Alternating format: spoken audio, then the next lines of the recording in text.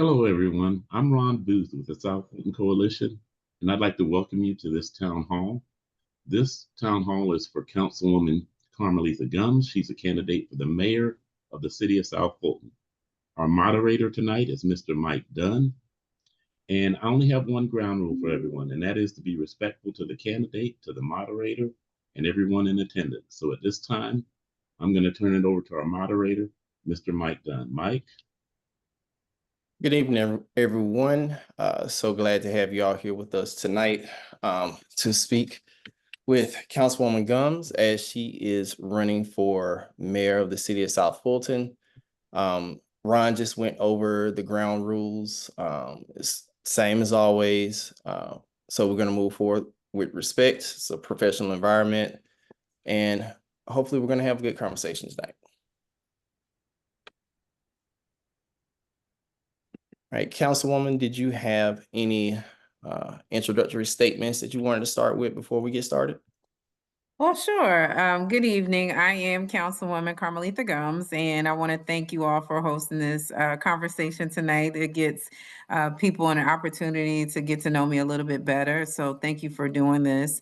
For me, I have been on the council since 2017, and many of you have heard that I am part of the inaugural council where we didn't have email, we didn't have laptops, we didn't even have a place to go and or a blueprint for the City of South Fulton. So I have served the city and District 2 for the past 8 years. I love South Fulton. I've been here for 18 years. I've raised my daughter, and South Fulton is the first place that I came to. I fell in love with the city based off of, the business acumen of the professional people that I've seen. I remember coming here for work and actually having to sit at the Walgreens and just watch the people, just coming back and forth and just seeing how, passionate people were. And I didn't see that from coming up north. So I was very excited about the City of South Fulton. And along my journey, I am a corporate executive in healthcare. And I had an opportunity to work for an elected official in DeKalb County. And we were going through our second stint with cityhood. And that's when I guess I would say I got a little political bug because I started to see how resources weren't going to communities that looked like me. And that was super concerning, especially when I was living in the city of South Fulton, and we are predominantly a city of color. So I wanted to make sure that there was a difference and decided to take a chance and run for city council. Has been elected a second term. And again, with all of the things that have happened in the past 8 years, everything has not been perfect, but we've done some great work. But I think, it is time and a call for leadership, and that is why I've chosen to run to be the next mayor here in the city of South Fulton. Again, I want people to be proud of where they're from. I want us to do right by people and show that we have Black excellence that can lead, and I am excited about our future here in the city of South Fulton. All right, excellent. Excellent. So I want to start off. We're just going to address the elephant in the room right off the bat. Okay. As you know, the forensic audit is a big deal in the community, and everybody is asking about it. And so I would like to ask you, could you share with us as much as you're able to the thought process or the reasons why the forensic audit was tabled indefinitely? So I will tell you the reason why it was tabled indefinitely. Number one, the forensic audit normally means criminal, and our P cards and 85 users of those P cards were audited back in 2024. There was one recommendation in reference to the forensic audit where there was an egregious amount of transactions that were not reconciled. And a forensic audit technically means criminal. An operational audit is what it is. It's just operational. From the accounting company, Baker and Tilly, they did not recommend that we do audit, a forensic audit for all of the other 85 P card users. Now, if we all know, if I'm not sure what everybody is looking for. I understand that there is an issue with trust and accountability, but trust and believe when I tell you that our cards are being audited every month, and that it was not a recommendation for us to go through another forensic audit of all 85 P cards. And I don't think people or taxpayers realize how much that will cost. And it's just not good use of taxpayers' dollars at this point in time. I understand, the climate of people wanting that feeling of that, we need to know what they're doing. But in the operational audit, it showed everything that was what was being done. And the city has moved forward with putting the proper protocols in place. We just hired a new compliance officer this week. So, again, we have somebody that is in play that is making sure that our cars are being monitored properly and holding us accountable, especially if we have not turned in receipts and things of that nature. I came from a county, like I said, DeKalb County, where we didn't have P cards. It was only one person that had, a purchasing card, and they had to go through that. I am absolutely okay with that. I don't really care to have a P card. And I think, at some point in time, maybe that will be a recommendation going forward. But the reason why there is no need for an additional forensic audit is because, again, our cards are being audited every single month. We have put in the parameters in place. And again, it's not good use of taxpayers' dollars. I hear the cries about, spending money here and spending money there, haphazardly. But again, to have a forensic audit of all 85 P cards, that's quite expensive. And again, and not good use of taxpayers' dollars. So it was a recommendation that the city manager say that we not do that. And we were following the lead of the city manager. And how the resolution got onto the agenda did not follow the proper protocol. So again, when you are in a leadership role, you have to make sure that you collaborate and work effectively with your colleagues. It could have been a conversation and not being blindsided, especially during election season. Okay, understood. Did y'all anticipate that making that specific decision would be viewed negatively by the community? As a leader, there are times that you're going to make decisions that people are not going to be happy with. We knew that, of course, this forensic audit was a hot topic, and which is certainly why the person who makes the agenda put it on there.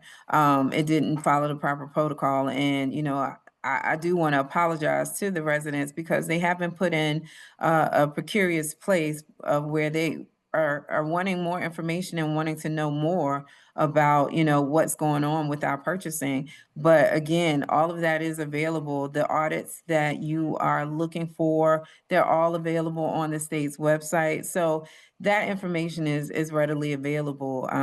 And it's no secret to what's been taking place on our cards. So again, at this time, I just, I will agree with the city manager. I don't think it is the great use of our taxpayers' dollars at this time, especially when we're constantly and continuously being audited. And we've put in the recommendations from Baker and Tilly to, get our affairs and money in order.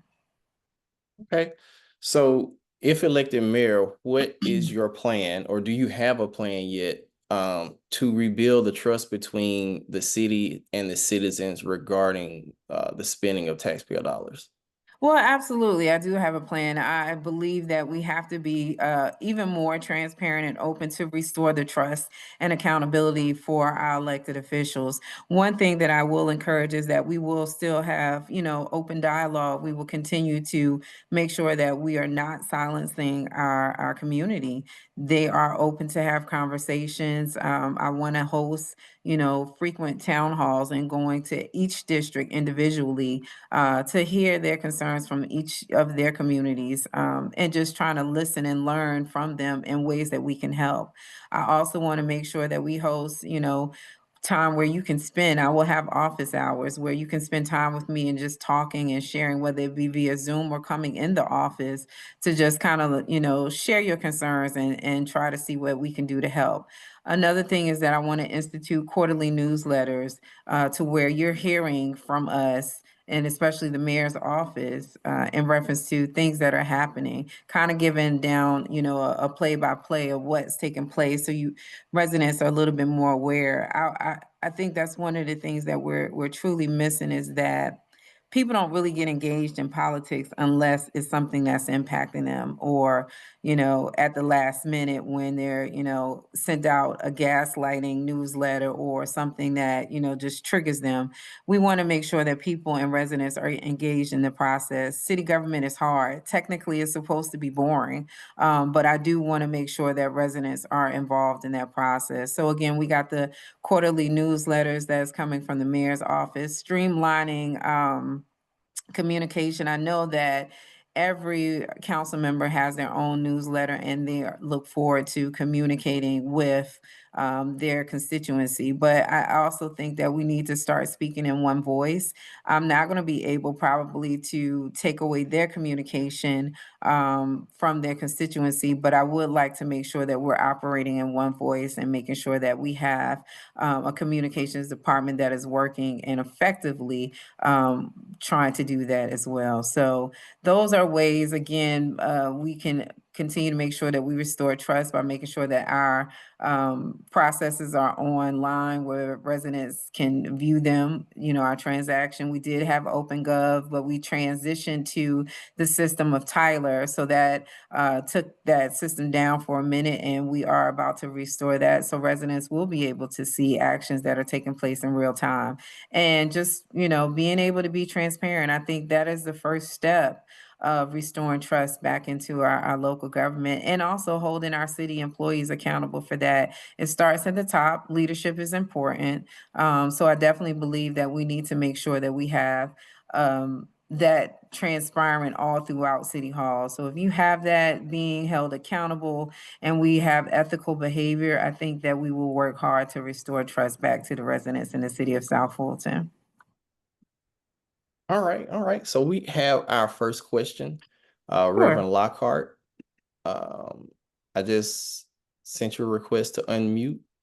Let me know if you can. I just did. Thank you so much.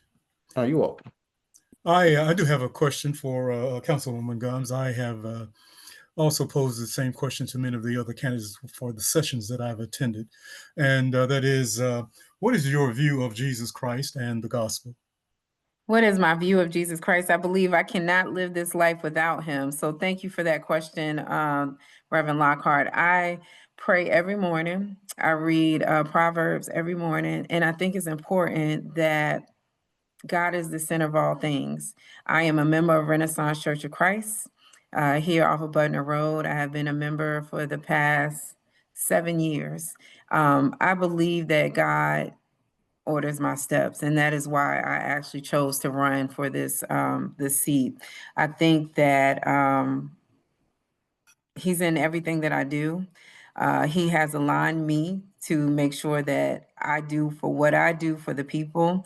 And my heart is in it. And he has built me to be this person. So I can't do anything without him. If that's the answer I can give you. I don't even know how my life would be without him. So I am a believer. And I believe that everybody has their own universal being that they worship to. So I believe in also utopia, but again, at the end of the day, everybody worships to who they choose. But I respect everybody's decision, but I know that my life would be not where it is if I wasn't centered on God. Did I answer your question? Oh, I think he's muted. Okay. Sorry about that. And the But answer thank you. response will be yes. Thank you so much for your response. And Thank you. I appreciate that. Thank you. All right, we have another hand raised. Yes, Mike. Oh, There's that's a right. question in the Okay, chat. Yeah, there's a question in the chat. And I just wanted to say I appreciated that response to the Reverend's question, Councilwoman. Nonprofits United International has a question. She says, can you tell us what you have done for the last 8 years for Old National in terms of, or Old National, what items have you approved? What items have you not approved for Old National? And why should we vote for you since have, excuse the language, have been approved here for 2 terms? Also, why did you say that the mayoral candidates were lying during the last mayor's debate? We want to know. Thank you. All right, so which one should I take first?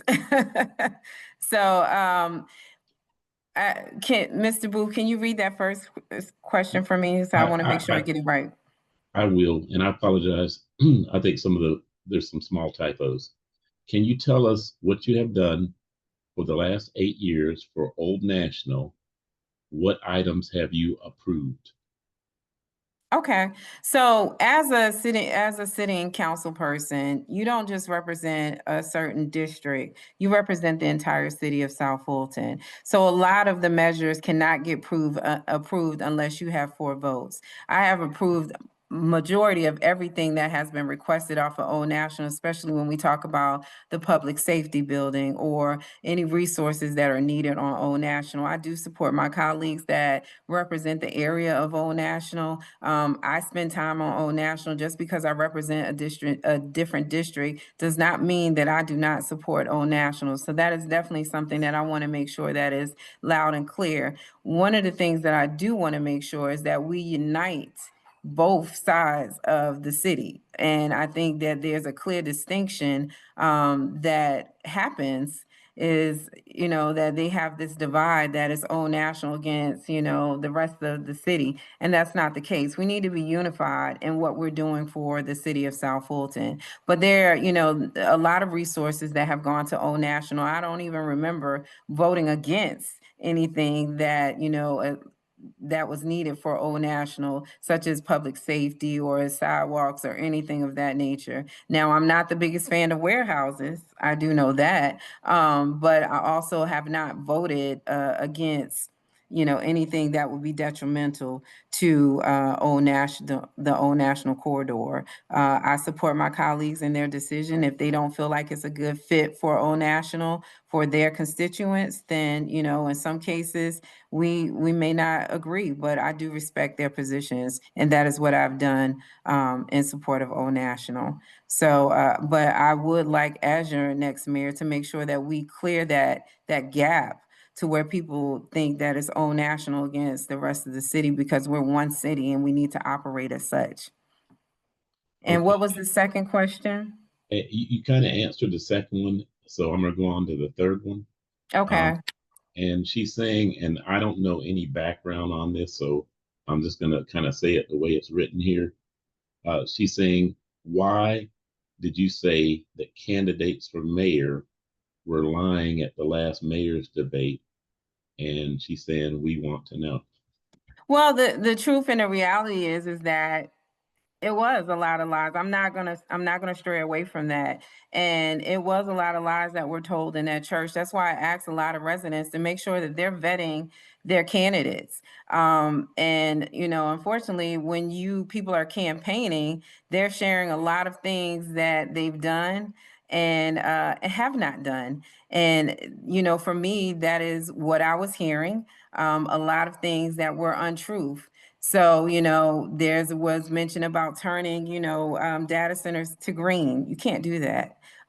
So again, that might be something that, some other additional legislation may come about, but you can't do that. About who did what, like for instance, saying that there's no activity off of Campbellton and Camp Creek. We have several projects that are coming. We have the Hutch project that as many of you already know, especially around in the Sandtown district, that is coming. It is a mixed use development. There's also been a lot of communication. I know that was mentioned about, Van Diver Lakes, and, we moved forward from that project because again, we wanted to put our, city center there. But again, the conversations, they weren't interested, so we moved on.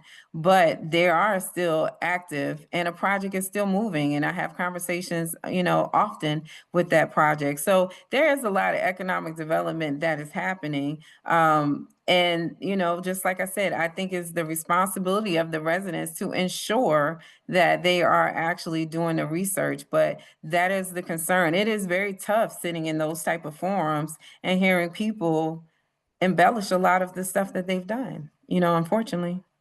Well, thank you for that. And Nonprofits United, if I got that wrong in terms of your question, please put it back in the chat. And back to you, Mike. All right, thank you so much, Ron. So along the lines of economic development and data centers is a pretty hot topic right now, and they taking over the state, not just trying to take over the city of South Fulton. So my question is, in previous forums, there have been a lot of ideas proposed, and I know Quasar presented one in regards to taxing the individual users of the data centers, because the data center hosts multiple companies in there. And I wanted to know, how did you feel about that, as well as new data centers being built, possible impact fees, and locations about where they're going, specifically asking to change zoning requirements in specific areas. How do you plan to address that moving forward? Well, the first thing is that I think we're still in a phase where we don't know a lot about data centers. They are definitely coming. One of the things that I was proposing was putting a moratorium. And of course, I had another colleague that was partnering with me on that, just to kind of slow it down, because I feel like there is still a lot of unknowns.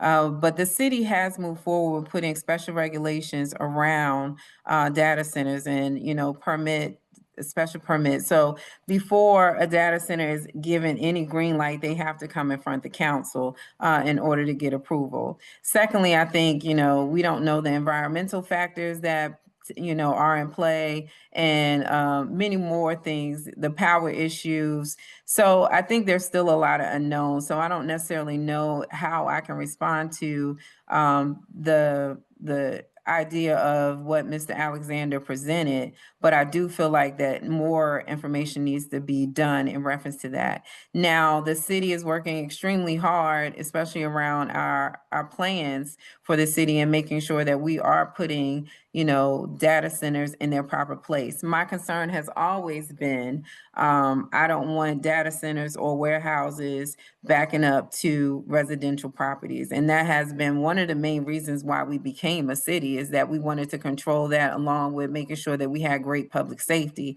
because our borders are so jagged.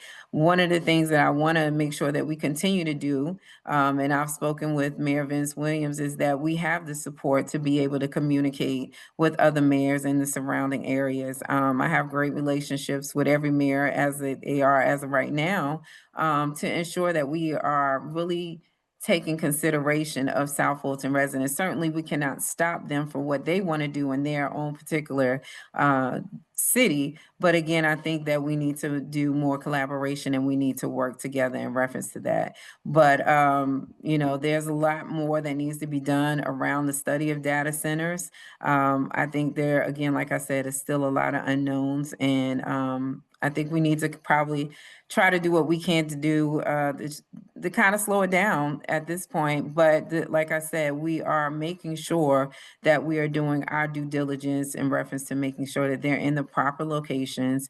They have special regulations around them, especially around a special use permit, and ensuring that, they are not impacting our residents. At least we can work together to ensure that they are doing the right thing. Did I Okay. answer all of the question? I hope I did. Yes, you did answer that for me. Ron, we got a couple of questions in the chat. Yeah, I was going to get right to that. And this is a related question from Ashanti Shine. And Yes. she's saying, why can't the city put requirements in place excuse me, to ensure warehouses aren't polluting our community. Are you saying it's beyond council's authority? And can you expound? So when we're talking about green, we cannot put those type, I mean, our city, we have environmental regulations that we have placed in our city. But to say that we need to turn a warehouse green or that we need to make sure that warehouses are green, we can't necessarily do that. We can make sure that they respond to our own environmental procedures and laws, but we can't tell a developer that is wanting to bring a facility here how that they need to be green. So again, there are regulations that we can put in around our city and ask for green, considerations, but that's about it. Okay, and the next question is from Yoshina Colbert Bradford. And if I didn't get your question answered, Ashanti, please type it back into the chat. Yoshina wants to know if there are so many unknowns, how were 7 warehouses approved? And she's asking as a concerned citizen, and we have asked every candidate. Oh, well, that's fine. If those 7 warehouses were approved, then they were approved in industrial areas that where warehouses would be. I do know, again, as a council person, if usually that council person is truly supportive. I know that there was one case where I have asked several times for developers, and this is not in my particular district, but I want to make sure that, residents have an opportunity to work with the developer. So there was a situation where it was a big warehouse. I explained to him, I said, I don't feel comfortable, approving a big warehouse, but I do feel like, legally they had the right to do it. They had the zoning that was approved, and they needed to work with the community. So I asked them to go back to see what else that they can do, whether it's community benefits agreements or whatever the case may be. I think we as residents, based off of what we know, we know that our plans are messed up. We know that, our comprehensive plan has not done us the best service, but we have to make sure that we are following laws legally. And sometimes, these warehouses are legally placed and legally zoned. So we have to make sure that we work together as a community. And that's what I want to continue to push. So if it was a case to where, 7 warehouses were approved, I'm not sure where they were exactly approved at, but I do know that they probably went through, a lot of work. We just can't say no to everything. No, that was it. So just to correct it, it wasn't about the warehouses. It was for the 7 data centers. And I Okay. know you mentioned that there are a lot of unknowns. So I'm thinking to myself, if there are so many unknowns, how were they approved? And So if they the have to go reality, through council to get approved, I then got you. who approved those? I And then got to you. the other end to that question, I know you mentioned, since we did talk about warehouses, just from a candidate standpoint, how would you effectively as mayor be able to foster those relationships that we probably could not foster before? Because if there's such a great relationship with the mayor in Union City, who approved all these warehouses that's affecting us now, because that's the one pushback we get as citizens. We talk about the warehouses, but the first thing everybody in South Fulton says is they're not in our city. So how can we effectively make sure that those relationships are beneficial to us? Okay, so taking your first question, that is the reason why we actually went through putting a special use permit process in place, because there were data centers that were in the right locations that were able to get through the system prior without us having to approve them. So that is the reason why we put those special regulations in place. So we are, as a council, aware of them coming through the system or the pipeline, and we're able to say, hey, no, or to slow it down. So the reason why those ones that were approved, I'm not sure how many, I think it was 5 at the time, were able to get through the system. And then we realized that, okay, well, the council needs to be aware when these type of things are coming, and that's why those special regulations were put in place, and that's why they need a special use permit. Now, with the relationships are everything in the city of South Fulton, as you know. And like I said, we've had that conversation, especially with Mayor Vince Williams.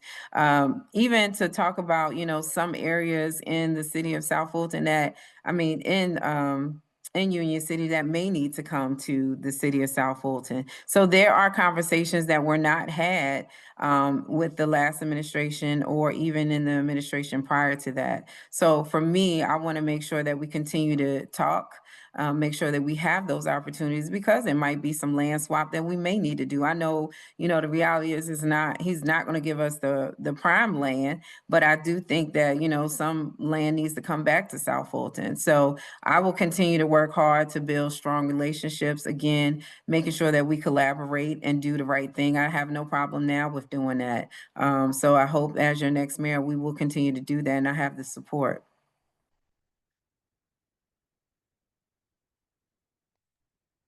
Yashina, I hope did I answer your question? I think so. And Yashina, when you typed it in the chat, you said just 7. You didn't say 7 what? So I didn't know you were talking 7 about data. She was saying the 7 data centers. Mm-hmm.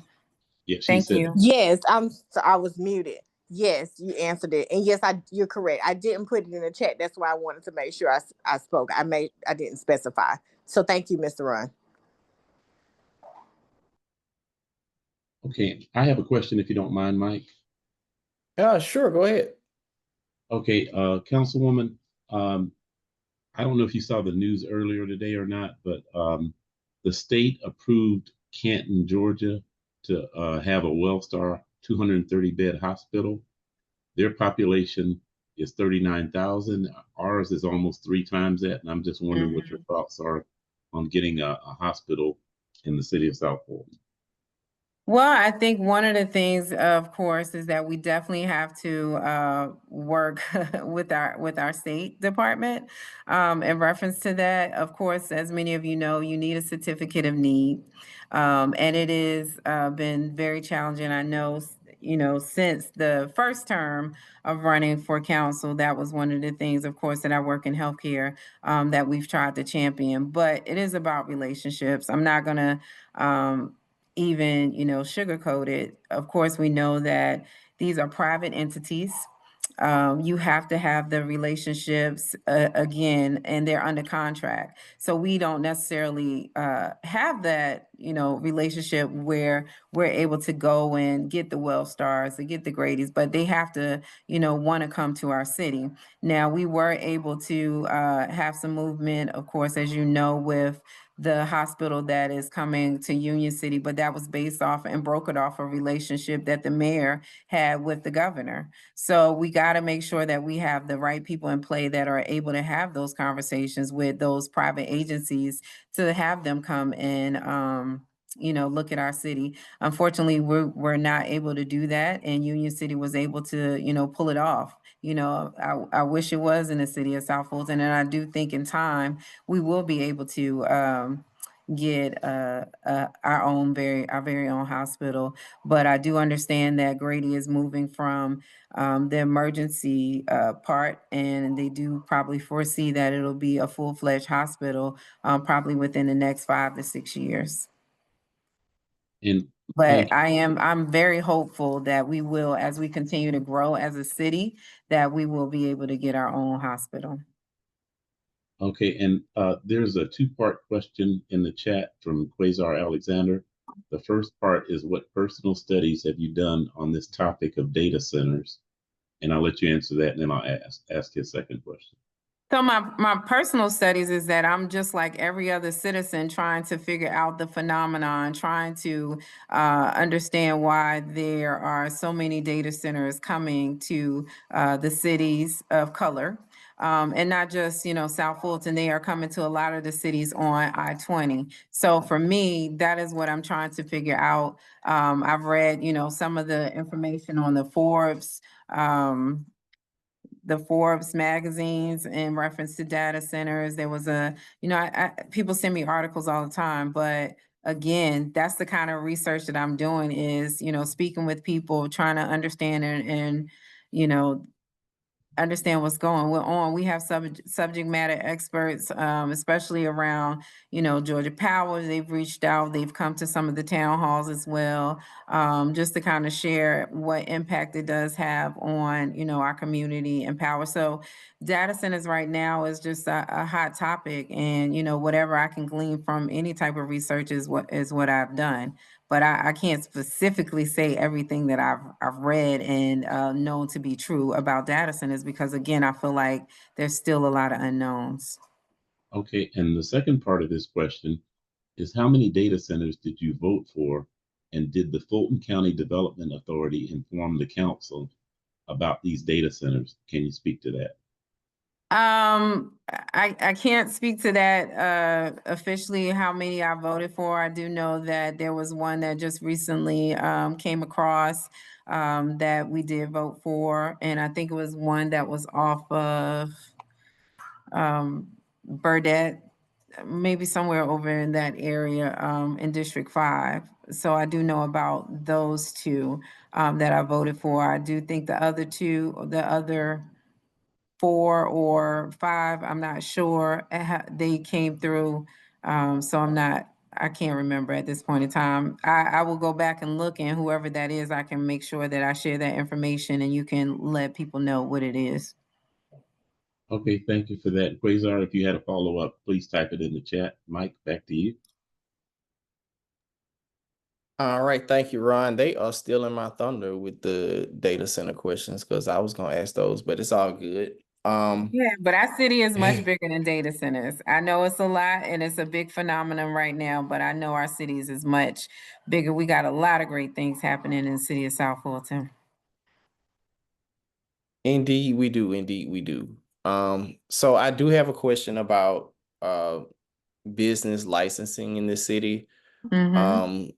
I've seen people talk about it's hard to get approved or do business in the city of South Fulton.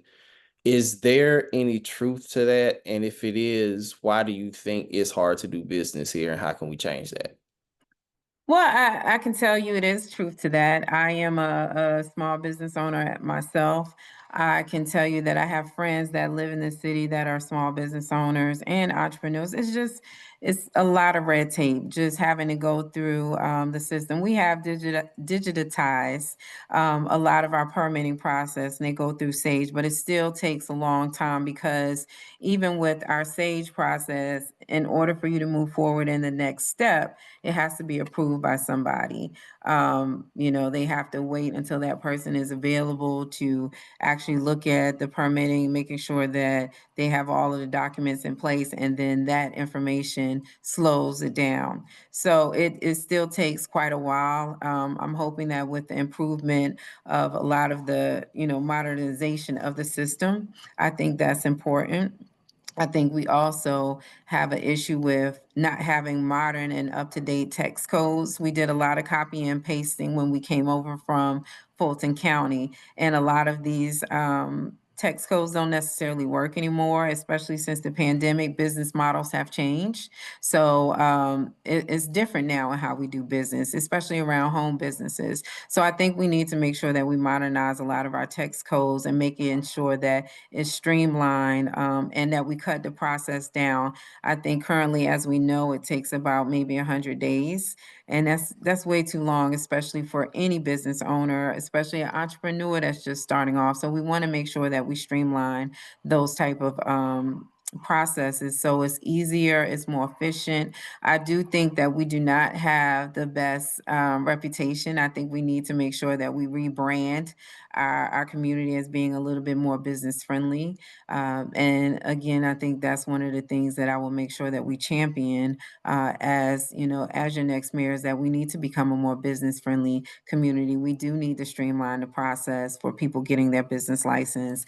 I know in other municipalities and other counties that it takes less than 48 hours, 72 hours. So again, a lot of it could be due to not having modern codes, or just having to wait and not having necessarily manpower to keep our processes moving. So I think that there's some work that needs to be done, especially in the business and licensing permitting department.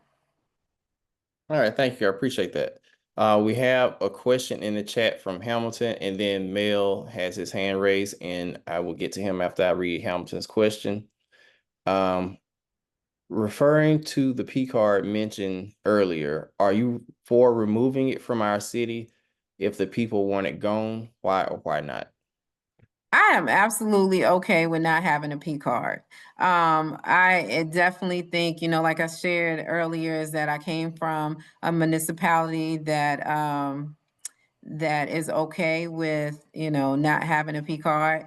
So for me, I'm fine with that. If that is a decision of the body, is that we want to move forward with not having P cards. I think P cards are only used, they're not used for large purchases. They are used only for, emergency cases or, instances where people, don't, or cannot wait for, a purchasing order. So those are used for short-term concerns and being able to move things forward with any type of small businesses. So for me, I'm okay with not having a P card. All right, thank you so much, Mel. How you doing How you tonight? there? Doing pretty All right, good. How are so you? all right. So I'm gonna give you a real life situation. All right, and I want to see how you would answer this question as the mayor. All right, so after the 2006 market crash, we had with the community that I live in right now it was a planned community. I've looked at renderings. I still have renderings that were approved through Fulton County. Like one was CVS and one was like a grocery store, and then it was the shops at Hampton Oaks that was approved. Those were approved renderings, but after the market crash, none of that stuff came to fruition. So there was last year there was an issue that I think council was on our side about not changing those, not doing the zoning modification and for townhomes. And that modification, initially the council had, they were on the side of the community about not changing that zoning. Um, Initially, and then at the end, that zoning got changed by the council member against the community's will and against the renderings that were already approved that was planned previously before the city became a city. If you were the mayor at that time, how would you have handled that, knowing that the community was not okay with the decision making of the council representation at that time? So let me make sure that I'm clear with what you're saying. So you're saying that it was a planned community from Fulton County. Mm-hmm. Did the developer did not go under, or the The, developer did go under? the developer, he just stopped. He didn't. He only built one part of that community. I'm sorry, of those renders. He only built one part of it, and that was on one parcel. And the rest of it, one corner was supposed to be CVS because they had bought the land, they changed the zoning, and the other part was supposed to be grocery stores, shopping, and retail, and that was Mm-hmm. an approved rendering. Okay. The council person that represents the district decided that in the community said that they wanted to keep it the same. So Okay. council at one point was like they agreed with the community that it should stay the same and um, that developer should not change it. And also staff and planning also said that development should not be changed. However, that So development, Mr. Keaton, so from those parcels, were they sold to another developer? yes, they were. Okay, so that developer came in front of the council with different plans. Yes, and the plans were to change it to townhomes instead of a grocery store, which it was intended for. Okay, So so if you were the mayor, how would you have handled that? So if, as the mayor, first of all, that is the council's responsibility to actually, address that. But let me explain to you as district representatives, if that is a new developer that purchased that land, right? And they have gone to the community and the community has, shared that they don't want that, right?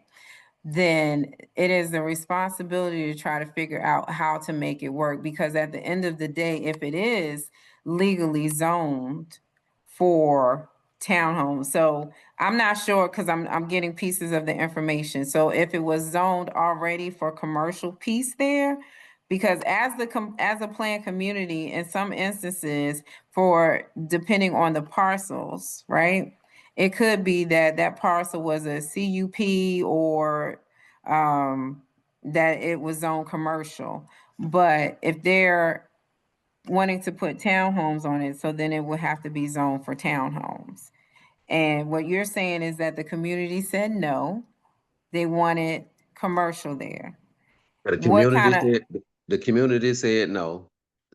Planning said no. Staff said no, and the rendering shows something else. The initial application was apartments, and at first, and none of the zoning matched what was supposed to be. That's why they're having an issue right now getting water right now, because it was not designed to be that. But I just want to know, as mayor, what would you have done about that, knowing that a council member or some council members decided to go against what was supposed to be or regulated to be in that situation? What would you have done about that situation, knowing that the community is satisfied with with what was going on? so as mayor, and this is what I want people to understand, the mayor's role is about working very closely with their colleagues, to working with the council. The power is within the city council. So as mayor, I would have gone to that council member to ask what was the concerns, to see how there was ways that we could work together to ensure that the community can get a win-win. So that's what I would have done, if I was in that position as mayor at that time when that project was done. But there's still a lot of unknowns. But my initial thought is to say that that is what I would have done, is working with that council member to see how we can make it more palatable and working to make sure that the community wins.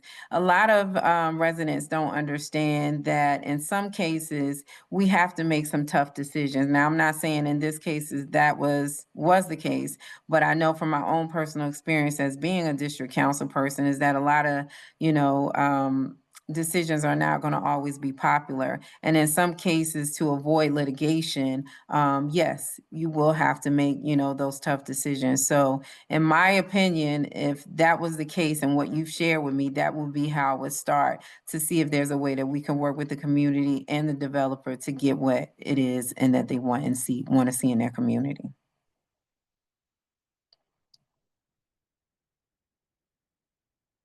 And I hope I was able to answer your question, Mr. Keegan.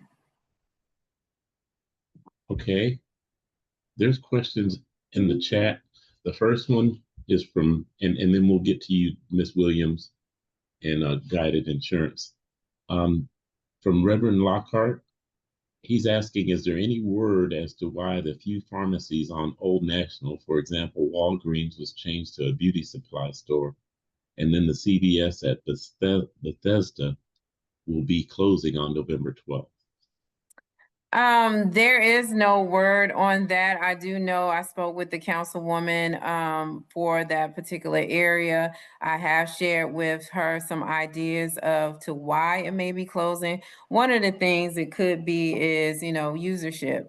A lot of what you're seeing it with a lot of these brick and mortars that they are, coming to a different model. And then we also have to think about surrounding pharmacies that may be performing better in the area. I know that I think with the Kroger, and I know that in some of the Centerwell, they have pharmacy as well. So there's different ideas that would possibly could lead to that. I'm not sure. That is a question for our economic development department, but I do think there's something that we do have some things happening in the city of South Fulton where a lot of businesses, some of them are leaving and some are coming in, but I'm not sure about the phenomenon around pharmacy, but I can find more information out about that.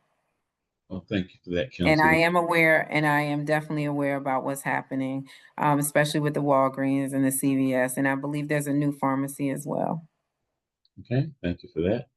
And Miss Ellen Miller Mapp wants to know, did you vote for the data center that's slated for Stacks Road at Mallory Road?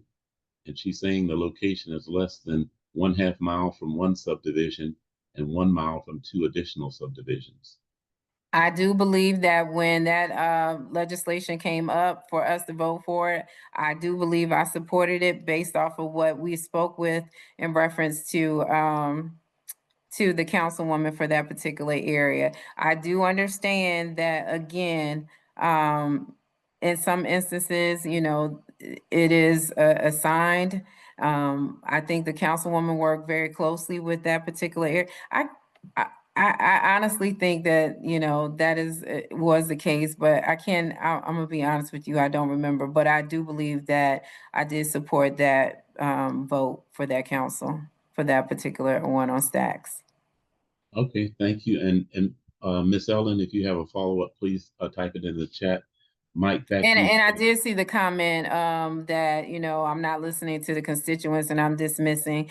I understand, as I've said before, that I understand that there is a concern about data centers. I'm not dismissing it. I do understand it. And I want to make sure that we are all well-informed and educated in reference to the data centers and their impact on our quality of life here in the city of South Fulton. So please rest assured, I'm not dismissing anything, and I do hear the constituents. So I want you all to make sure that you all are aware of that.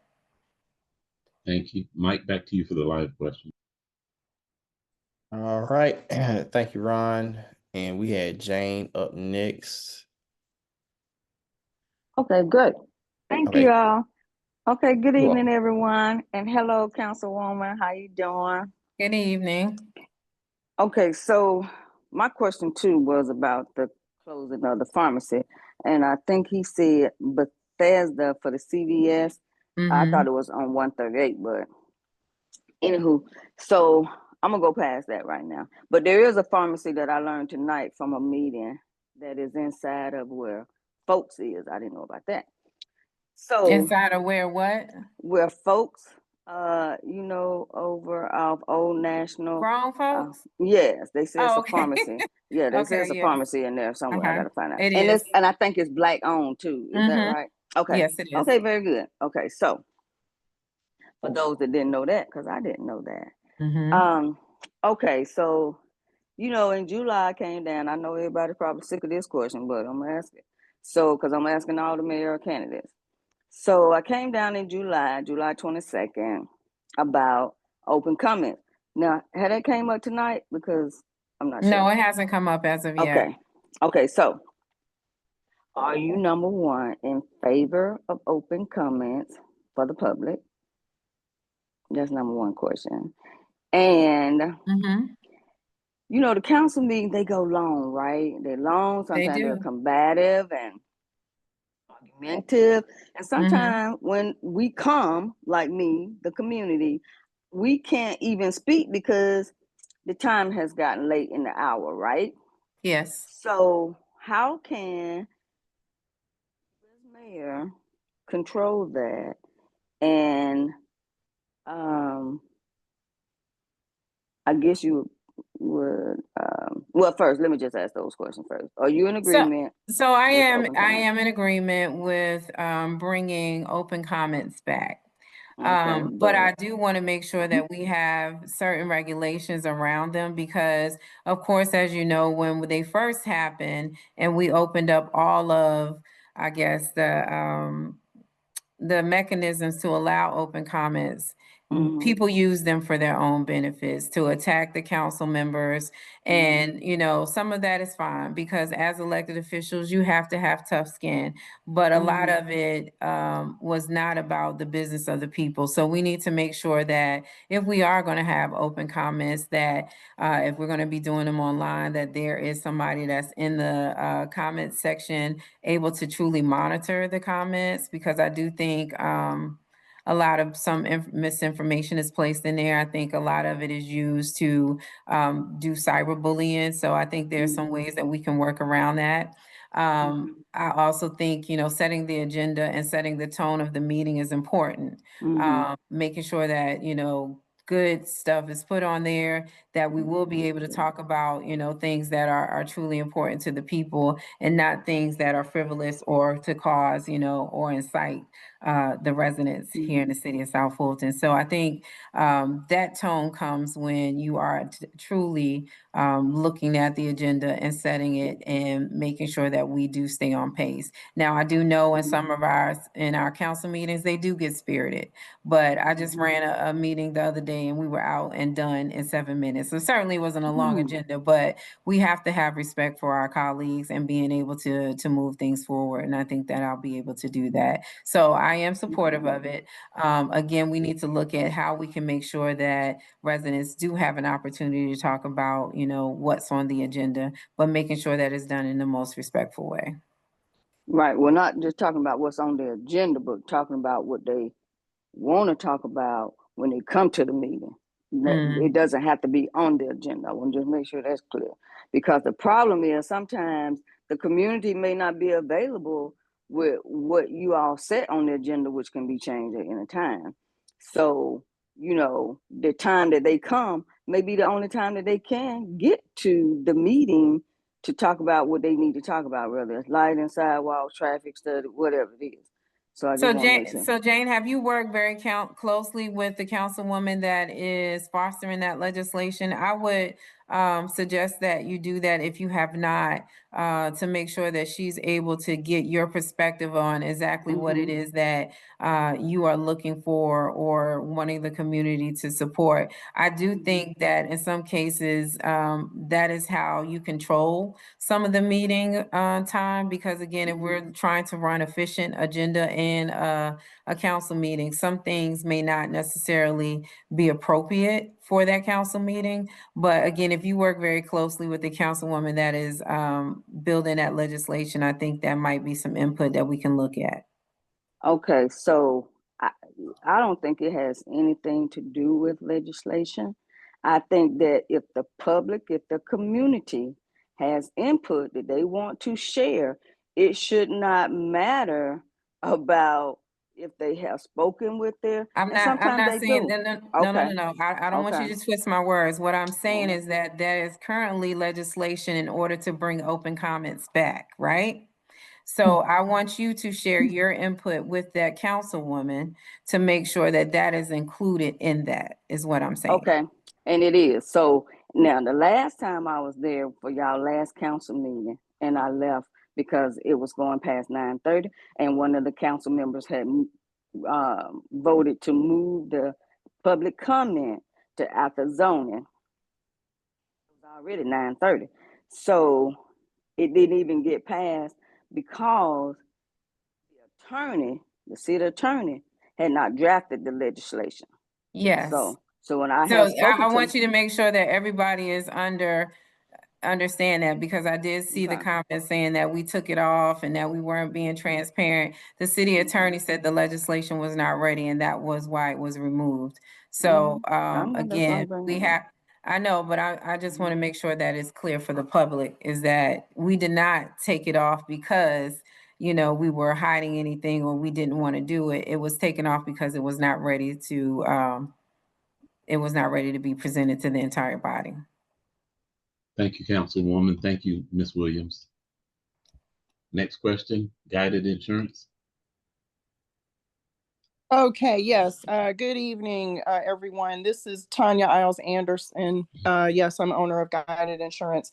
So Councilwoman Gumbs, as you know, residence time is valuable and in some cases very limited, in part because of some of the long commutes that people have to go to and from jobs, since we don't have many in the city for them to work. So my question to you is, why have the lengthy, contentious council meetings and all the unprofessional behavior that we've seen demonstrated by usually the same council member gone unaddressed? I've seen joint events, with this council person. She's on TV, she's just doing all kinds of stuff, and it just seems that none of the other elected officials have a problem with that behavior. And unfortunately, it's affecting just the reputation of the city.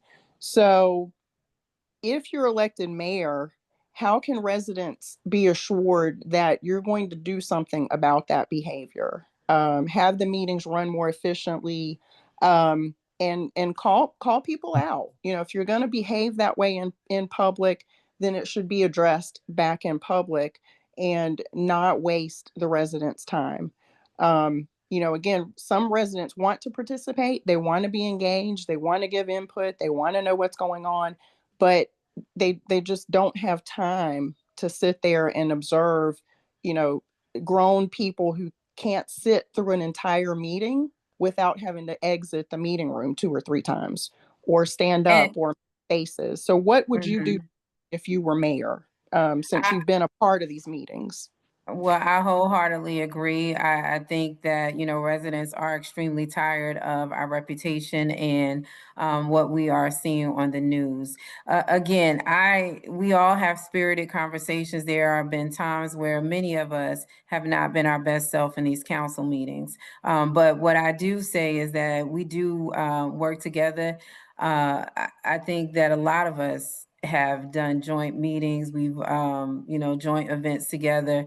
But again, at the end of the day, it is about the reputation of the city. So how I would do that is continue to work and collaborate as I have done with a lot of my colleagues and making sure that we do try to run efficient meetings. Sometimes they do get off the rail. That is a reality of these council meetings, but we do hold people accountable. We do hold that if you're talking about a specific one, we do hold them accountable. You may not see that because a lot of it does not play out on, the television. You may see that person, acting up in the council meetings or whatever the case may be. But again, at the end of the day, I will continue to work. And again, that as our role as council members, we do hold our colleagues accountable, but it's the voters that need to also hold their elected officials accountable. So at the end of the day, I can't vote to have my colleague removed off the dais, and at the end of the day, she can come back and nothing has changed. So again, we have to make sure that residents are held accountable as well. But there are a lot of things that I'm not happy with. And as the mayor, I will continue to make sure that we set that standard, that we be the city that we are going to stay off the news. We're going to make sure that we're operating the best in class and that we're going to run efficient meetings. So that is my charge, and that is what I plan to do. And we'll set the tone on day one. And I think, a lot of my colleagues, I respect them and they respect me. So we just have to move forward in that aspect.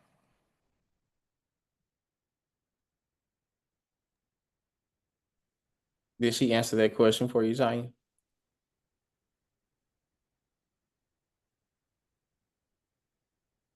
I will take that as a yes. We have a question in the chat, and then we'll get to Sam and Mel. Nonprofits United International asks, do you think it's appropriate for the interim police director to neglect his duty by failing to remove council individuals who cause disruptions during council public meetings? Thank you. Okay, do I think is can you repeat that question, please?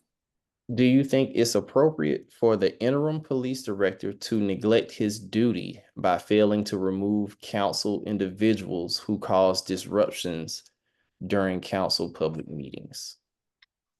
I don't think it was him neglecting or failing to do his duties, but what I think in that particular instance, that it was not appropriate at that point in time. And I think he was given direction from our city manager. So he was given direction from our city manager in reference to that.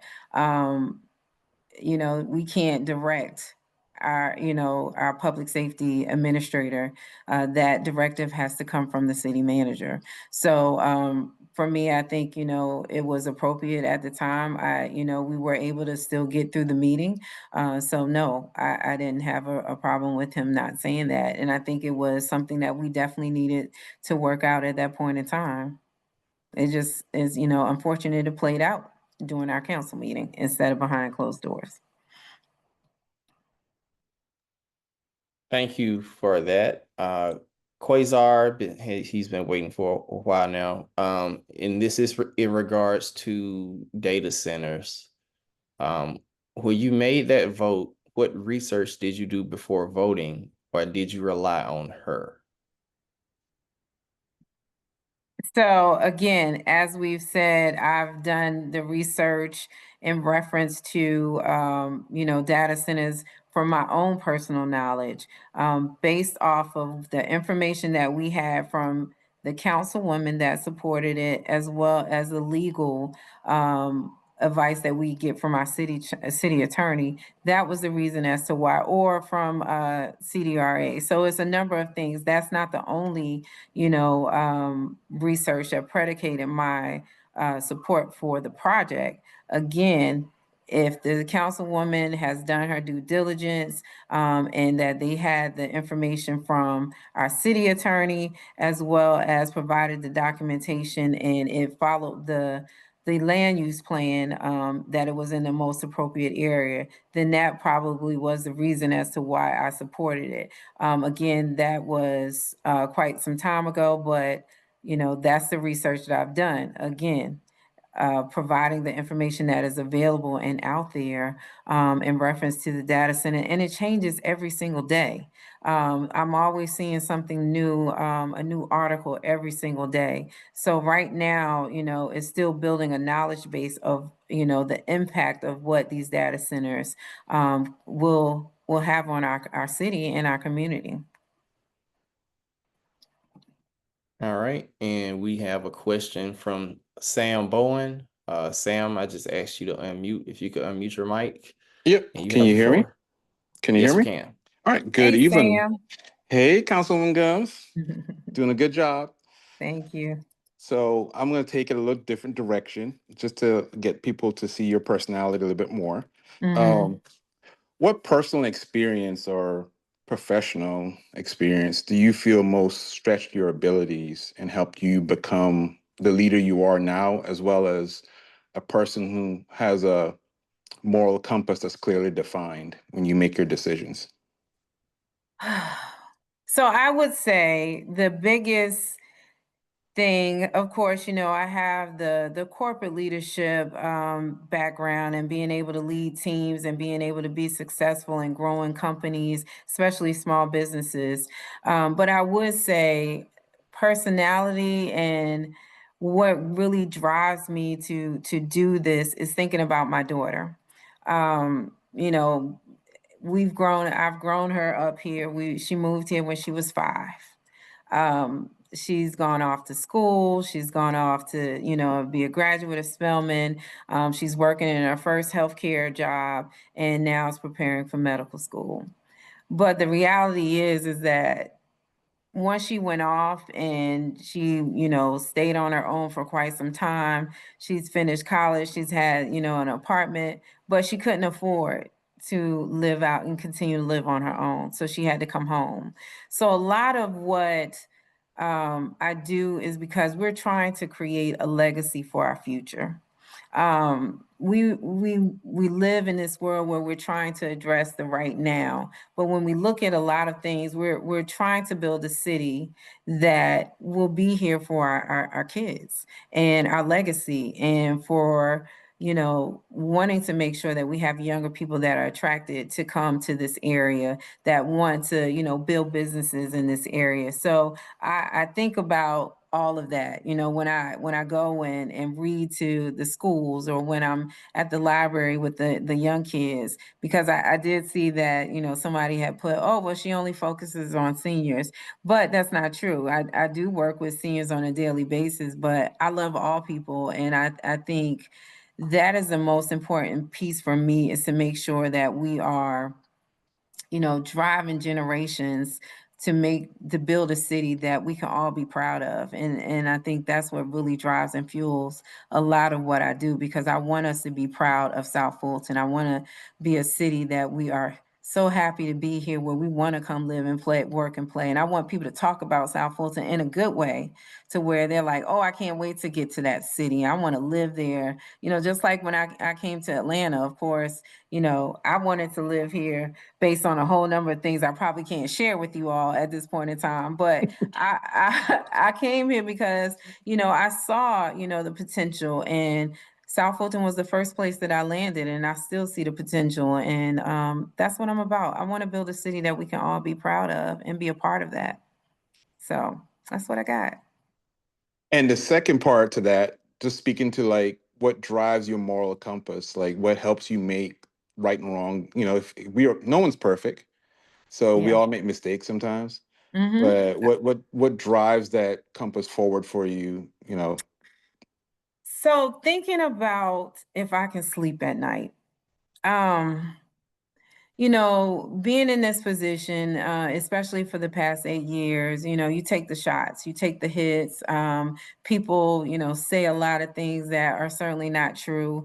But for me, I think, you know, as long as I do right by the people, as long as I am able to sleep at night and that I've made decisions based off of the facts, you know, that's what drives me. I want to make sure that, you know, I'm making decisions that truly, you know, are looking out for the people. I know, you know, there will not be, you know, I can't make everybody happy, but the reality is that if I've done my part and I'm doing right by the community, that is where I want to continue to stand. So for me, that's what my moral compass is. I think about how I was raised. I think about, you know, I don't want to embarrass my family. I don't want to embarrass anybody. So for me, it is about making sure we do the right thing at the right time for the right people. Thank you for answering the question. You're welcome. All right, and we have another question from Mr. Keaton. Mel, if you can unmute your mic. So everybody knows that we are under a strong council weak mayor system in a form of government. Yes. All right. So next week on the agenda, right now you have the power now as a council person. Next week on the agenda, we are putting I think we putting the sign ordinance up on the agenda. Would you be willing to sponsor some legislation as a strong council member? Because we have so many times that we have heard that stuff get passed because people don't show up to meetings, and we show up to meetings a lot of times, but the council meetings go on so long that we can't. It's impossible for people getting off work to stay that long.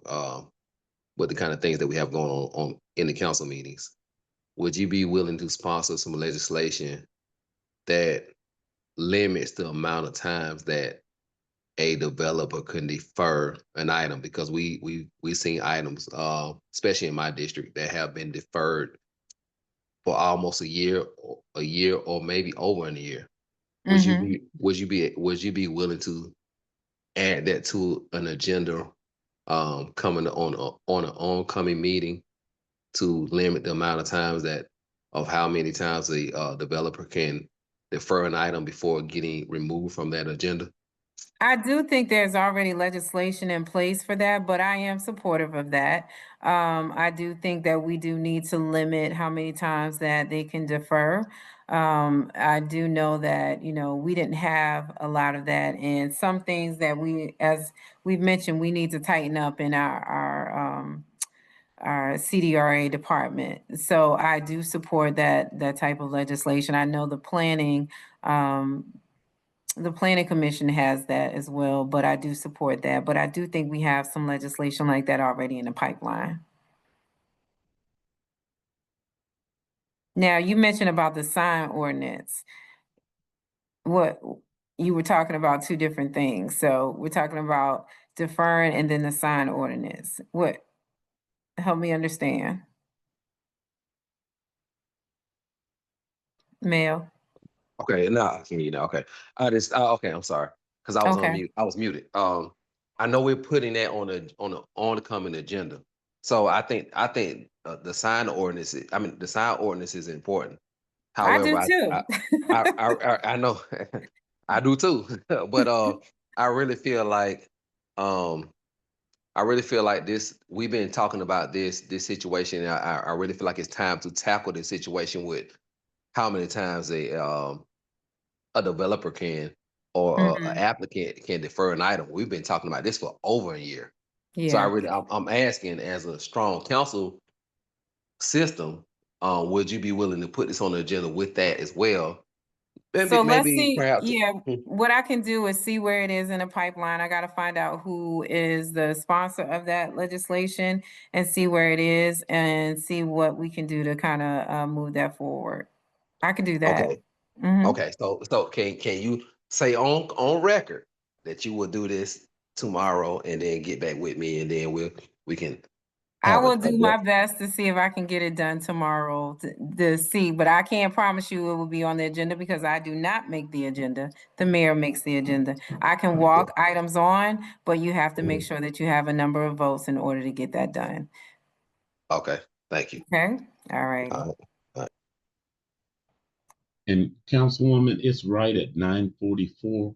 So we have about 15 minutes left, and there's another question coming up and several Okay. in the chat. I was wondering if you have any time constraints. No, I don't. I'm fine. Can I have Okay. a sip of water? Oh, please. Thank you. This is But your go meeting. ahead. Okay. All right, All Mike. right. All right. The next question is from Ms. Tanya Isles Anderson. Please unmute your mic. All right, so let's talk about Wolf Creek Amphitheater. No secret, it is a hot topic for me. It played a part into the subdivision that I chose to move into. I envisioned, great lineups with performers that I cared to see, and being able to walk from my home and really just enjoy what's arguably the best amphitheater in the entire state, in my opinion. So I was very happy to hear my favorite gospel artist listed as a headliner, Yolanda Adams, at Wolf Creek recently. Purchased my ticket, took my dear mother out there, and we had to wait until almost 9 p.m. for her to take the stage. And then when she came out, she performed 2 full songs and part of another one, and then she just abruptly left the stage. I thought she was going for a wardrobe change. My mother and I went to the restroom. We came back. That other act was out there just going on and on and on. And again, I thought Yolanda Adams was coming back. And then finally that final act said, well, we're here to close it out. So what happened there? Was that how that show was planned to go? Because if I'd known, I wouldn't have purchased tickets, and I definitely wouldn't have my mother sitting outside that long for 2.5 songs. So was there some problem with the promoter, some problem with what happened there? Do you know? I have no idea in reference to what happened in reference to especially with Miss Adams being on there. I know it was a sold out crowd. So I don't know, but I can definitely find out. But to tell you what is happening with Wolf Creek Amphitheater, we are actually trying to go to the state to lobby to have it placed in a park authority for the city of South Fulton, to take elected officials or to take the city out of it, similar to what the city of Atlanta does as far as having their amphitheaters or their concert venues or entertainment venues in a park authority. So that is what we're looking to do moving forward. We do have to go through our state in order to get that done. So we're hoping that when they come back in session in January, that be something that they can champion to where we will not be able to have, because again, it's about sustainability with Wolf Creek Amphitheater. But we think that it probably will be best in play to have it in an authority where they can do the fundraising, they can do the promotions, they can do everything that is needed to keep the amphitheater going, and it won't be such a hardship on the cities. So that is what we're looking forward to do. But again, the transfer is very soon to be happening. They actually informed me as of, I think, last week that we are very close to getting signatures in reference to Fulton County fully transferring over the amphitheater. But I will find So out you, what happened.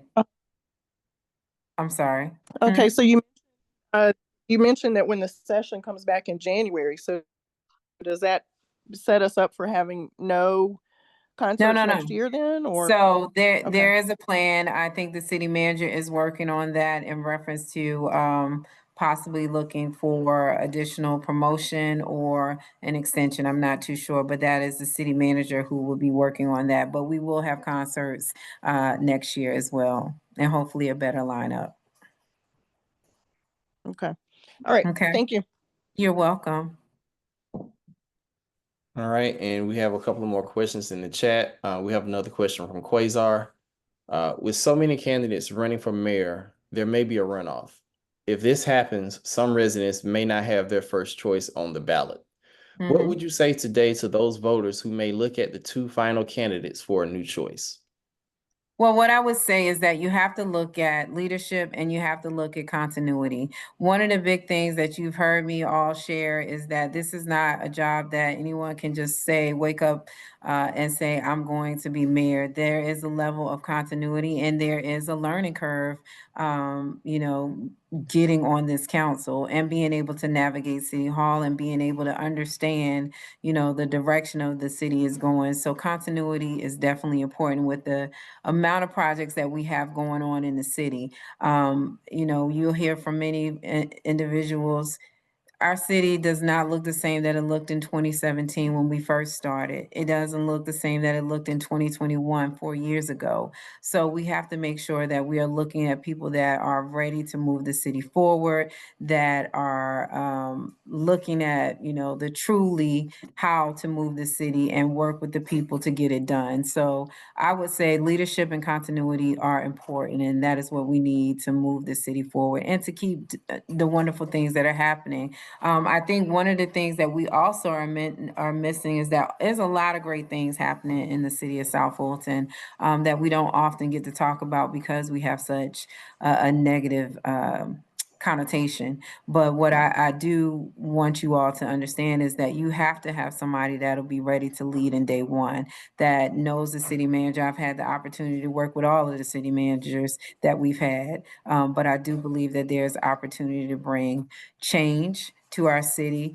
to give us a fresh start and move the city forward. All right, thank you for that answer. We have another question for Dan O'Toole. Can you please explain why you voted to rezone parcels to allow warehouses and data centers rather than require them to be placed at parcels already zoned for that use? This is not an accusatory question. I am trying to understand the process. So what I want people to understand is that there is also a legal process that we have to abide by. If it is consistent with our comp plan, then, and it shows that it is in the right location and that the developer has met the requirements, especially through CDRA, sometimes we can vote against it. But most of the time, if we are voting against that recommendation from our planning commission, then most of the time we do get sued. And that is another burden that is placed on taxpayers for us to defend those decisions. So a lot of things, again, you all won't necessarily see or understand, well, why did they do that? Why did they vote for this way? But a lot of it too has to do with, a lot of legalities that are part of it. If, our city manager has reviewed it, if our city attorney has reviewed it, again, CDRA as well. So there are a number of factors as to why, decisions are made. And I don't want you to think that a lot of these things are just built out of a vacuum, but we do look at a lot of a concern. And again, the planning commissions, the CZIMs, those are recommendations. So the council normally has the final say. And usually a lot of our decisions are based off of that comp plan, which I hate using the word comp plan because it is such a government term, but the plan that we have in place for the city of South Fulton and the recommendations that are given from our CDRA department. So it depends on, what, with those projects, why they were voted that way. But, I'm pretty sure I had concrete information on it, as well as, the council person that is supporting it. I'll probably have had a conversation and looked and gleaned to them for their support as well. But, I have to look at each project individually and see why. Thank you for that. We have some hands raised. We're gonna go in order: Yoshina, then iPhone, Cody, and then Sam. Yoshina, you can unmute your mic, please. Okay, thank you. All right, good evening again. And I think more, I have a statement. I think I'm so happy I was able to tune in, and thank you again for Councilwoman Gumbs for giving your time tonight. Oh, thank you. But just listening, what I'm hearing is that we've done a lot of things backwards, and we're working backwards, and we're trying to catch up. And I think that's where I feel we just never had a visionary. And that's one reason why I didn't vote for the city. I never wanted to be in the city. We did have a lot of underhanded things to put our neighborhood into the city. The neighbors went to fight against it, and we were still thrown into it. And again, it was just a lack of, and not even a lack of experience. I won't even put that on you all, even if you didn't have the experience, because a lot of people don't have experience, but at least you have the vision. You have the opportunity to get us to where we need to be. Moving forward, and I think someone put this in the chat, with how the structure of the city is, how will you be able to have such an impact as a mayor and you've already been on council? How can you move us forward? And I think that's the hardest part for me, to trust in anybody who's already been with the city. Not that I have anything personal against you, but the accolades that we continue to celebrate, whether it's the Popeyes that we have, the Starbucks, we basically have copycatted everything that's already been done. That's my frustration. We had a blanket city where we could have brought a different fast food restaurant. Not saying we don't need any, but we could have had several. You could have brought an In-N-Out. We could have done research and brought something from another state that we don't have here. How do we make our city different so that we can attract and increase our investment, which are our homes? How do we do that? And we're not doing that effectively. So that's why I say, for me, I look at the council and people that we've had to say, I thank you, because you all have brought us as far as you can. You can't take us any further, because if we're celebrating those small things, and it's, to me, that's part of the job. While we don't have to have a ribbon cutting for everything, we don't have to give a proclamation for everything. Those are things that people have, that's the job to do. We don't have to celebrate everything. So that's my question. Thank you for listening to my comment. And it's not directly just to you, it's to really just the entire city. But as mayor, how are you going to be able to do that? And you were a council member for majority, really, I want to say 3 terms almost. No, it's only been 2. Well, 2 terms, that's still good, but but what I can tell you is that that is true. We did, as of course, as you know, becoming a city, we did copy and paste. We did a copy and paste of a lot of stuff just to get off the ground. And now, as we are growing, a growing city, that we're realizing that a lot of things that we did just to get us started is not what we need anymore. So we're in the position of maneuvering and changing. Now, when you're speaking about, the Popeyes and the auto zones and all of that has come over, that was not controlled by the council. again, the thing that we control is whether that zoning is the most appropriate zoning for that area. That's what we control. Now, the owner of that shopping center made a business transaction and was able to get the Popeyes and the AutoZone. That we can't control. As long as it's zoned for that, then that's what happened in that case. So, but when we talk about, how we can move forward, well, certainly we need a stronger economic development department. We actually need a director of economic development as we speak. But we have retail strategies. We are, as a city, looking at some of those shopping centers that we are actually reaching out and trying to, see who is interested in coming and putting, different type of restaurants, different type of grocery stores in our community. So it's not that we're not doing the work. And I think, I can tell you this, even with, a particular grocery store, because we already know that there's a particular grocery store that dominates South Fulton. I've took residents on a trip to make sure that we had a conversation with a particular grocer that is coming to our area, and they can't wait till we get through all of our issues to make sure that they're coming. We have to be a visionary, and we have to not accept the same status quo. And that's one of the things that, even as a council person, I've tried to, really push forward, is that we don't want the same old thing. But that is also, it takes courage, number one. It takes the fact that we have to make sure that we are seeing things differently. But the accountability comes with, I'm not happy about, the Popeyes or the AutoZone. I wasn't happy about any of that. But at the end of the day, that wasn't our call. Working with that particular lease owner, he made a business decision. I think, it impacts our community, but he made a business decision for him. But we have to make sure that we continue to stay in concert and staying in communications with these type of developers and working very closely with our retail strategies companies that are actually, building and doing things. I had a company from Bethesda, Maryland. I don't know if many of you are very familiar with Bethesda Row.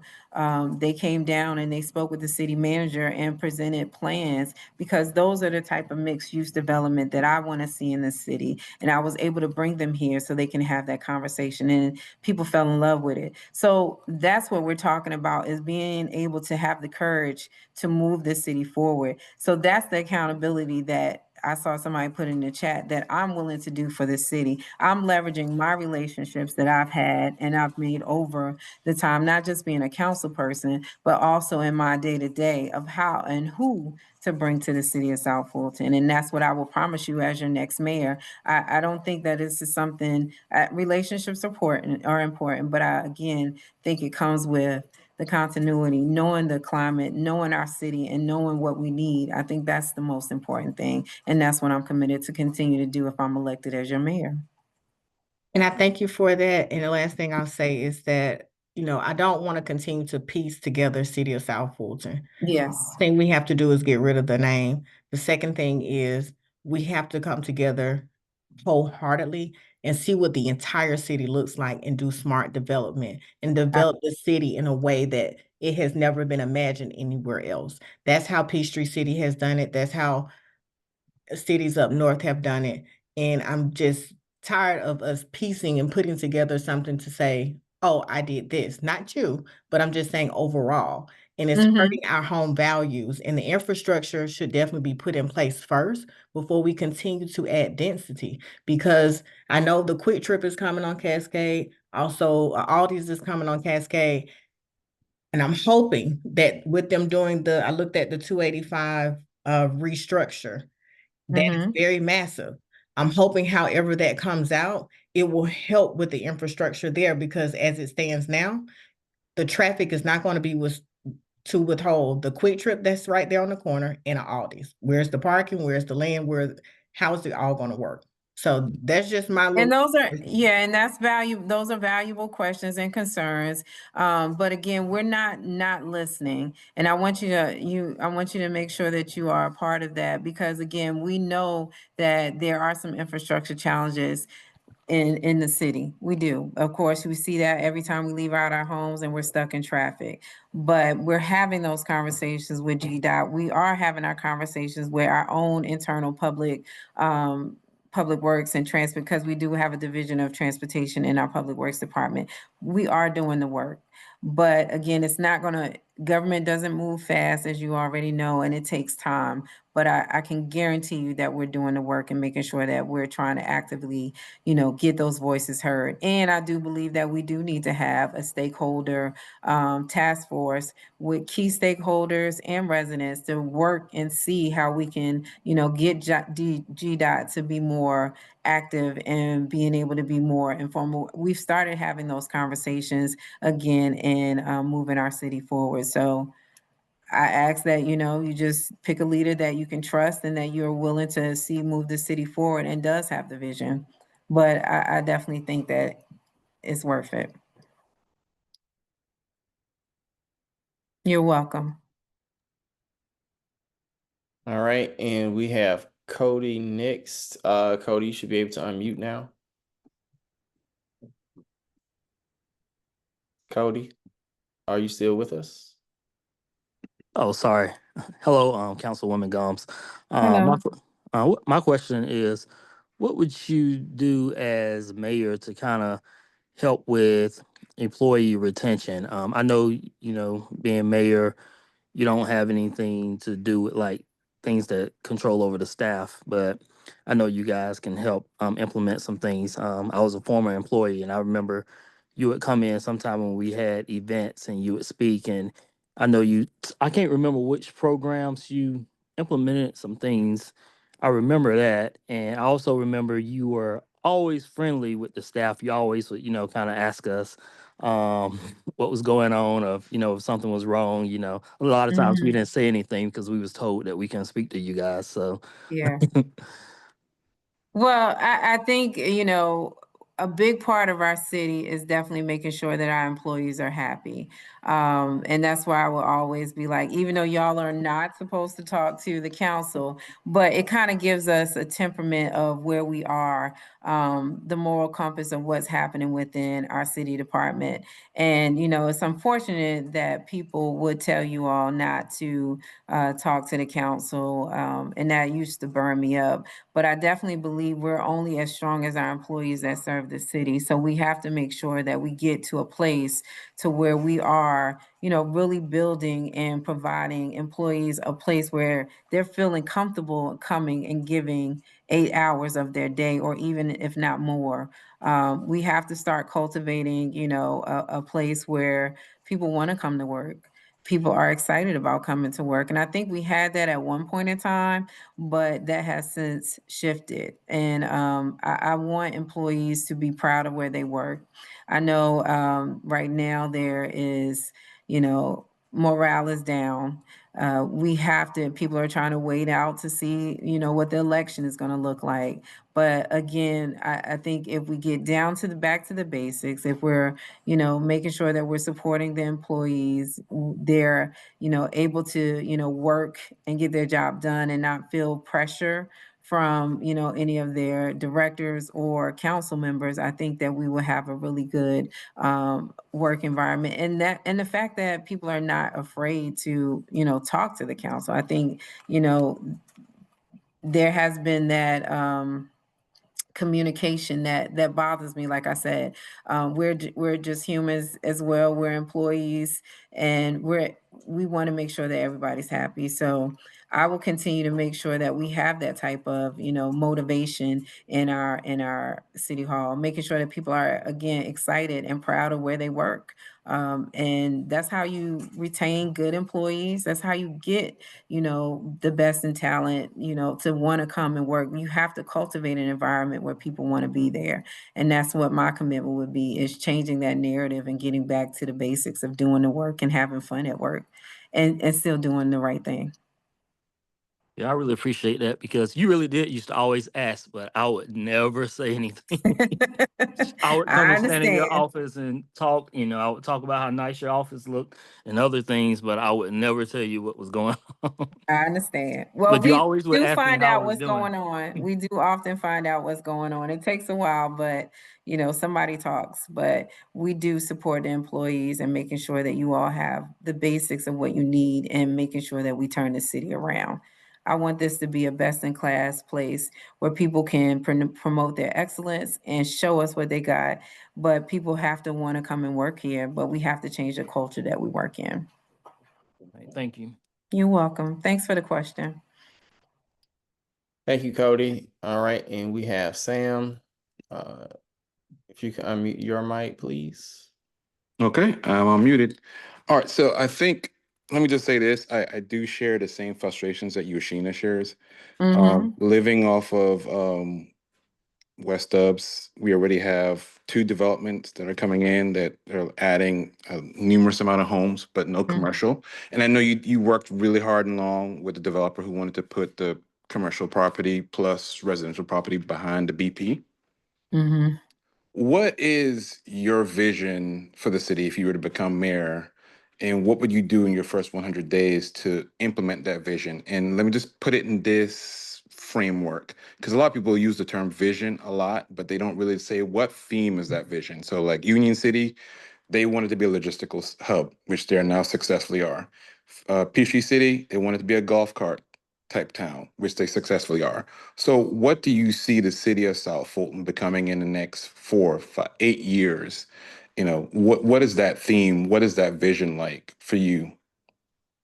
So I would say that my vision would be that we would be a city that has everything for everybody. I do want to make sure that we continue to promote the different characteristics of each district. I think that is highly important because it maintains the character and the integrity of each community.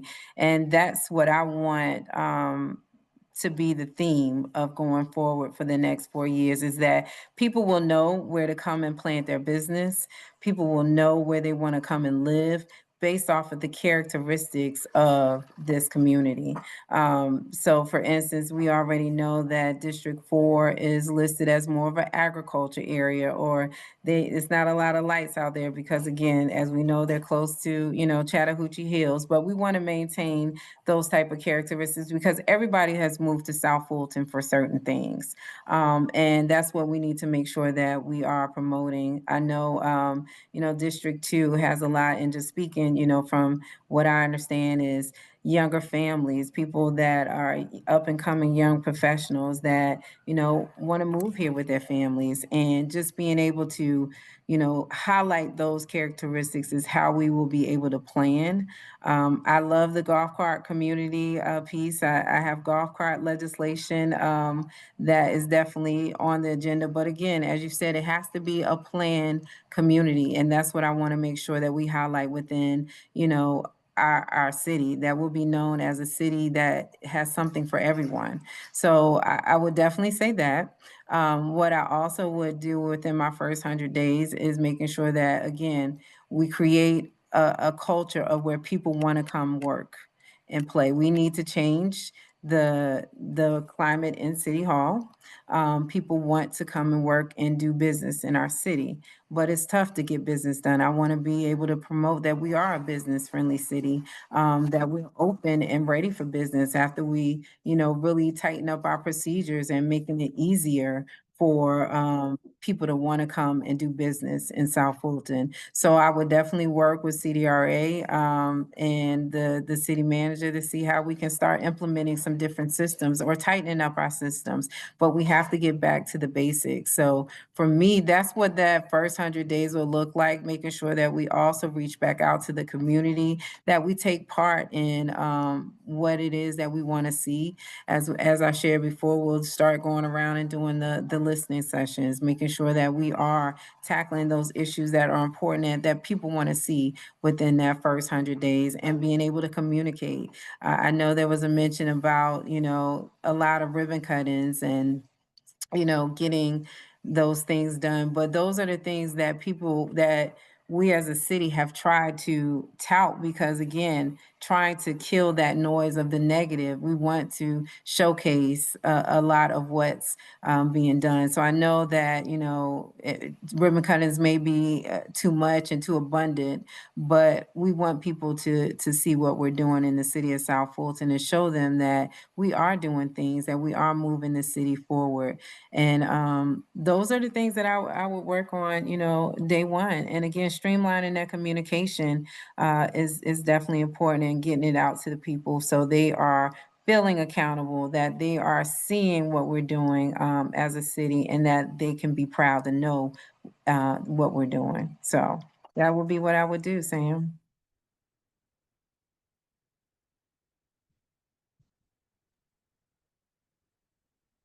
Okay.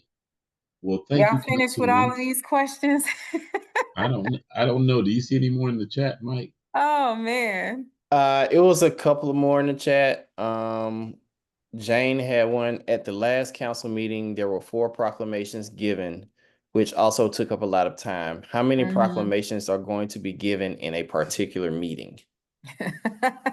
That's something we can work on. I know it takes up a lot of time. A lot of people, I think we did kind of limit it at one point to maybe 3 proclamations. But again, we want to, celebrate people. But I do think that they are very time consuming. But as a council, we have to decide on how many proclamations. So as mayor, we can probably limit the number if, depending on, how many we can put on the agenda and time wise. But I do agree that we do a lot of proclamations, and we do need to streamline that. That's why I like to do some of my proclamations, at different events. But sometimes you do want to bring them into the community so that you can definitely highlight them and the work that they do in South Fulton. But I understand, Jane. I got you. All right, and we have a question from Ashanti Shine. Why did you choose a mayoral run if you have more opportunity to bring change as a council member? Well, I think at this point in time, I really felt that it was time for us to get some different leadership. I'm gonna be honest with you. I did not feel we needed to go backwards, and I feel like we need to move this city forward. Um, and just seeing a lot of things that were still transpiring and taking place within our city, it concerned me, and I wanted to make sure that I had the opportunity to step up and have some leadership in our city. I felt like our district was in a very good place. We had some great projects that were moving along and things were happening. So I felt that it was a good time to step away and move forward with trying to get some good leadership within this city. I've done the work. I am supportive of the city. I believe and I love the city, and I think that we have excellent potential. So for me, it felt like the timing was appropriate. From what I've seen from the past 8 years, we're not proud of what has taken place, but I do think that it was time for change, and I'm ready to see change in the city of South Fulton, just like many of the other residents are. All right, and Destiny asks, are there any current plans to improve our parks and recs, bike lanes, and walkability? It would be nice to see something similar to the Beltline. Absolutely. So if you are really digging into our parks master plan, we do have a lot of great things that are happening. I do know that with the park that was approved, the $17 million park that was approved over in Cedar Grove, they have those amenities. But you have to stay engaged in order to be a part of that process. But we do have the parks master plan. And I do know within the Cliftondale area, there are still time to weigh in, to share your what you want to see. We were talking about putting a black box theater in some of renderings, as well as indoor track and as well as aquatic facilities. So this is your time to weigh in, but a lot of the improvements are happening within the park. But overall, with the parks master plan, that is your way to truly, tell the park directors and what you want to see in the park. But we are implementing bike lanes, we are implementing walking trails and tracks all throughout our city. So yes, that is happening. All Yes. right, and we have another one from Quasar. Thanks so much for your time tonight, Councilwoman. I have concerns about council members and mayors using non.gov sites for many reasons. Due to security, ORR, which is operational readiness review, and for the sake of saving money, would you agree to have one site only that is paid for by the city for the mayor's office or your district? Well, we should have one site that is for our district, which is on the City of South Fulton, the City of South Fulton's webpage. But in order to get more information, we do have our own where we do pay for the city site. We do have marketing dollars that are in our district budget to where we can set up an additional site where we can have constituents reach out via, websites and things of that nature. Where they feel comfortable learning more information, or where we can also find another avenue to share. But again, that is part of the streamlining process. So I do support, having one site. But again, as council members, you want to try to make sure that you effectively reach your people. And sometimes people don't always pick up the phone. Sometimes people don't always go to the city's website. Most of the time they do try to type your name in Google and pull up your website to see what you're doing. So I do think there's a way to streamline it, but I also don't want to take away people's ways to reach and continue to reach their council people. So that's something that we can talk through and work through. But I am supportive. I mean, but we as a city, if we get, the proper communications department, then we should be able to have, that available as well. Yes, as long as it's secure and safe, absolutely. All right, so Councilwoman, do you have any closing remarks to leave the people with? My closing remarks is that we do need to get out and vote. That's the first thing. I looked at the numbers today. I think we're still at under 4,000 votes. We want people to get out and vote. This election is too critical to sit out. As you've heard me say, if you don't vote, you get what you got this time, you get what you got the last time.